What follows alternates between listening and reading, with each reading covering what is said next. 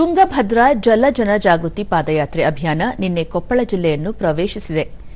ಮಲಿನವಾಗುತ್ತಿರುವ ತುಂಗಭದ್ರಾ ನದಿಯನ್ನು ಉಳಿಸಲು ಈ ಅಭಿಯಾನ ಪ್ರಾರಂಭಿಸಿದ್ದು, ಕೊಪ್ಪಳ ಜಿಲ್ಲೆಯಲ್ಲಿ ಅಭಿಯಾನದ ರಥಕ್ಕೆ ಪುಷ್ಪಾರ್ಚನೆ ಮಾಡಿ ಸ್ವಾಗತಿಸಲಾಯಿತು.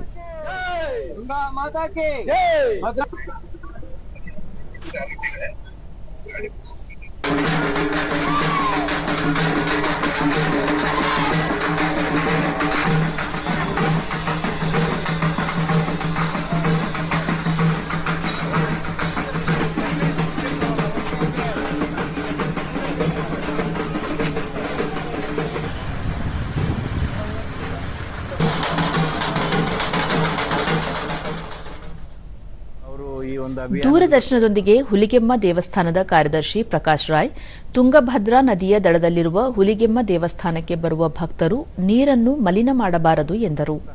ಈ ಸ್ವಚ್ಛತೆ ಮತ್ತು ನೈರ್ಮಲೀಕರಣ, ತ್ಯಾಜ್ಯ ವಿಲೇವಾರಿ ಇತ್ಯಾದಿ ಬಗ್ಗೆ ನಿಮ್ಮ ತುಂಗಭದ್ರಾ ನದಿ ಸ್ವಚ್ಛತೆಯನ್ನು ಕಾಪಾಡಬೇಕಂತ ಕೇಳ್ಕೊಳ್ತೇವೆ. ನಮ್ಮ ದೇವಸ್ಥಾನದ ಸೂಚನೆಗಳನ್ನು, ಪ್ರಾಧಿಕಾರದ ಸೂಚನೆ ಆಗಿರುವುದು, ಪಂಚಾಯಿತಿ ಸೂಚನೆಗಳನ್ನು ದಯವಿಟ್ಟು ಪಾಲನೆ ಮಾಡಿ.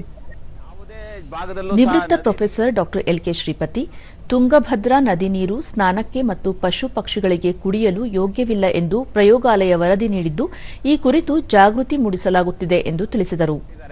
ಅದರಲ್ಲೂ ಸಹ ಎಲ್ಲದರಲ್ಲೂ ಸಿ ಮತ್ತೆ ಡಿ ಗ್ರೇಡ್ ಅಂದ್ರೆ ಕುಡಿಲಿಕ್ಕೆ, ಸ್ನಾನಕ್ಕೆ ಅಲ್ಲ, ಬರೇ ಪಶು ಪಕ್ಷಿಗಳಿಗೆ ಕುಡಿಲಿಕ್ಕೂ ಯೋಗ್ಯವಾಗಿಲ್ಲ ಅನ್ನೋ ವರದಿಯನ್ನ ಕೊಟ್ಟಿದ್ದಾರೆ. ಇದರ ಬಗ್ಗೆ ನಾವು ಜನಪ್ರತಿನಿಧಿಗಳನ್ನ ಮತ್ತೆ ಅಧಿಕಾರಿಗಳನ್ನ ಎಚ್ಚರಿಸಲಿಕ್ಕಾಗಿ ಈ ಅಭಿಯಾನದ ಒಂದು ಅಂಶವಾಗಿ ತಗೊಂಡಿದ್ದೀವಿ.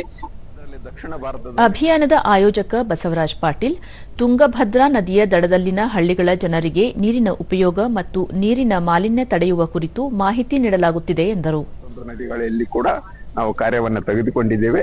ಇಲ್ಲಿವರೆಗೆ 71,000 ಕಿಲೋಮೀಟರ್ ಪ್ರಯಾಣವನ್ನು ಮಾಡಿದ್ದೀವಿ. ವಿಶೇಷವಾಗಿ ತುಂಗಭದ್ರಾ ಜಲದಾದ್ರೆ ನವೆಂಬರ್ 6ನೇ ತಾರೀಕಿನಿಂದ ನಾವು ಶೃಂಗೇರಿಯಿಂದ ಪ್ರಾರಂಭ ಮಾಡಿ ಒಂದು ಹಂತ ಹರಿಹರದವರೆಗೆ, 2ನೇ ಹಂತ ಹರಿಹರದಿಂದ ಕಿಷ್ಕಿಂಧೆಯವರೆಗೆ ಇವತ್ತು 1 ಗಂಟೆ ಮೊದಲು ನಾವು ಕೊಪ್ಪಳ ಜಿಲ್ಲೆಯನ್ನು ಪ್ರವೇಶಿಸಿದ್ದೀವಿ. ವಿದ್ಯಾರ್ಥಿನಿ ಜುಬೈದಾ, ಶಿವಪುರ ಗ್ರಾಮದಲ್ಲಿ ನೀರಿನ ಸಮಸ್ಯೆ ಮತ್ತು ಮಾಲಿನ್ಯ ಕುರಿತು ಜನರಿಗೆ ಜಾಗೃತಿ ಮೂಡಿಸುವ ಈ ಪಾದಯಾತ್ರೆಯಲ್ಲಿ ಭಾಗಿಯಾಗಿರುವುದು ಖುಷಿ ತಂದಿದೆ ಎಂದರು.